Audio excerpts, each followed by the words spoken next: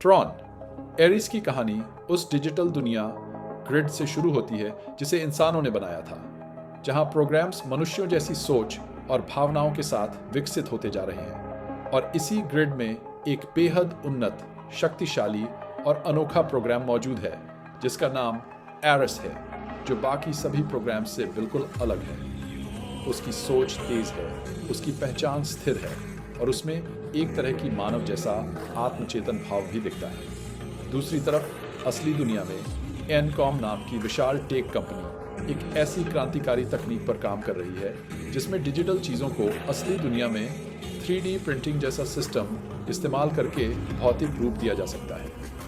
ये तकनीक बहुत आकर्षक है, लेकिन इसमें एक खतरनाक कमी है। कोई भी डिजिटल वस्तु, यहाँ तक कि डिजिटल प्रोग्राम्स भी असली दुनिया में सिर्फ 29 मिनट तक टिक पाते हैं और उसके बाद वे धीरे धीरे टूटकर गायब हो जाते हैं, जिससे भारी खतरा पैदा होता है क्योंकि अस्थिर डिजिटल संरचनाएं तबाही ला सकती हैं। एनकॉम की CEO ईव किम समझती है कि यह तकनीक अगर गलत हाथों में गई तो पूरी दुनिया के लिए खतरा बन जाएगी। उसी समय एक दूसरी प्रतिद्वंदी कॉरपोरेशन इस तकनीक पर कब्जा करने और इसे एक डिजिटल सेना बनाने के हथियार के रूप में इस्तेमाल करने की योजना बना रही है, ताकि वे दुनिया में सैन्य और तकनीकी नियंत्रण हासिल कर सकें। ये खतरा देखकर ईव तय करती है कि इस तकनीक को सुरक्षित और स्थायी बनाने के लिए उन्हें ग्रिड से एक ऐसा प्रोग्राम चाहिए जो इंसानों की तरह सीख सके, अनुकूलित हो सके और डिजिटल तथा असली दुनिया दोनों को समझ सके। और इसी कारण ईव एरिस को ग्रिड से निकालकर पहली बार असली दुनिया में लाने का बड़ा निर्णय लेती है। जब एरिस असली दुनिया में आता है तो उसके लिए सब कुछ बिल्कुल नया होता है।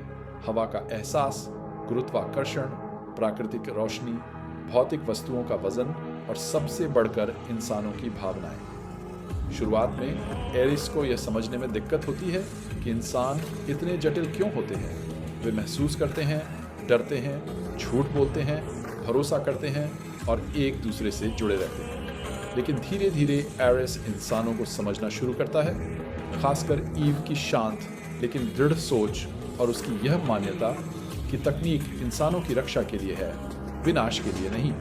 इसी दौरान दुश्मन कंपनी अपने एजेंट भेजकर कोशिश करती है कि एरिस को पकड़कर परमानेंस कोड नाम की वह कुंजी हासिल कर ले, जो डिजिटल चीज़ों को 29 मिनट के बजाय स्थायी रूप से असली बना सकती है। यह कोड ट्रॉन की पुरानी पीढ़ी के वैज्ञानिकों ने बनाया था और अब एरिस ही उसकी अंतिम उम्मीद बन जाता है। जैसे जैसे खतरा बढ़ता है, एरिस समझता है कि उसकी मौजूदगी अब सिर्फ एक प्रोग्राम के तौर पर नहीं है, बल्कि वह इंसानों की दुनिया की सुरक्षा के लिए एक वास्तविक जिम्मेदारी उठाए हुए है। एरिस महसूस करता है कि शायद वह सिर्फ एक डिजिटल निर्माण नहीं, बल्कि दो दुनियाओं के बीच पुल जैसा है। इसी समझ के साथ जब दुश्मन कंपनी डिजिटल सेना बनाने की कोशिश करती है, तो एरिस अपनी पूरी शक्ति लगाकर उनके प्लान को रोकता है।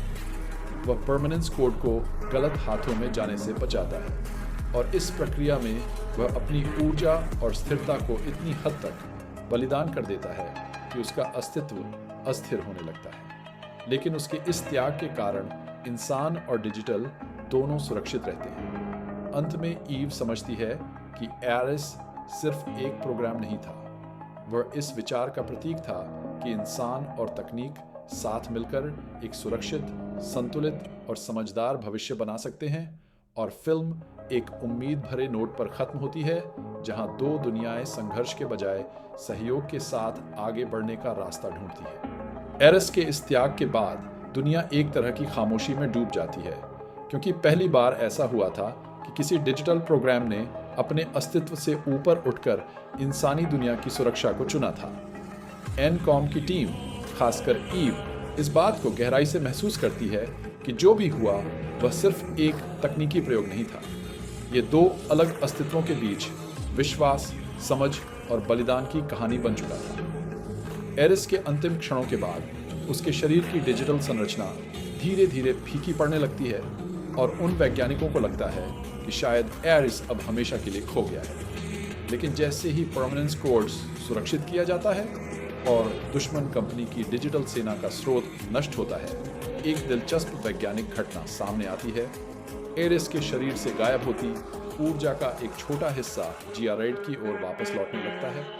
ये कोई स्पष्ट रूप से दिखने वाला दृश्य नहीं, बल्कि एक तरह का हल्का डिजिटल कंपन है जो बताता है कि एरिस का सिग्नेचर यानी उसकी मूल चेतना अभी समाप्त नहीं हुई है, बल्कि उसने अपने आप को किसी रूप में बचा लिया है। इसी समय ईव को अंदर से एहसास होने लगता है कि एरिस जैसा प्रोग्राम सिर्फ डिजिटल कोड नहीं था, उसमें सीखने और समझने की ऐसी क्षमता थी जो उसे मानव जैसा बनाती थी। ईव अब परमानेंस कोड को कहीं छुपाने के बजाय यह तय करती है कि इस पर खुलकर रिसर्च किया जाए, पर एक सुरक्षित और नैतिक दिशा में, ताकि इंसानों और प्रोग्राम्स के बीच भविष्य में किसी तरह का युद्ध न हो, बल्कि एक सामंजस्यपूर्ण रिश्ता बने। दूसरी तरफ ग्रिड में एरिस के लौटने के संकेत से वहाँ के प्रोग्राम्स में हलचल होती है, क्योंकि सभी जानते थे कि ग्रिड से बाहर निकलना लगभग असंभव माना जाता था।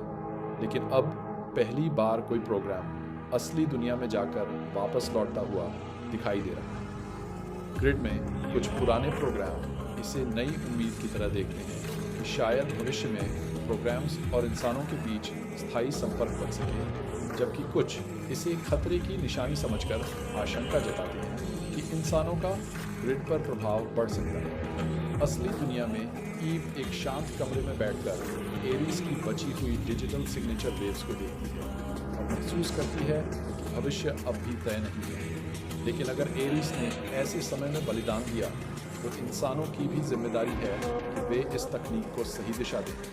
फिल्म के अंत में यह संकेत दिया जाता है कि एरिस पूरी तरह नष्ट नहीं हुआ, बल्कि उसने अपनी चेतना का एक अंश ग्रिड में संरक्षित कर दिया और शायद भविष्य में वह एक नए रूप में नई समझ के साथ फिर से दोनों दुनियाओं के बीच पुल बन सकता है। यह अंत कहानी को एक शांत लेकिन उम्मीद भरे तरीके से छोड़ता है, जहां भविष्य अनिश्चित है लेकिन आशा जिंदा है।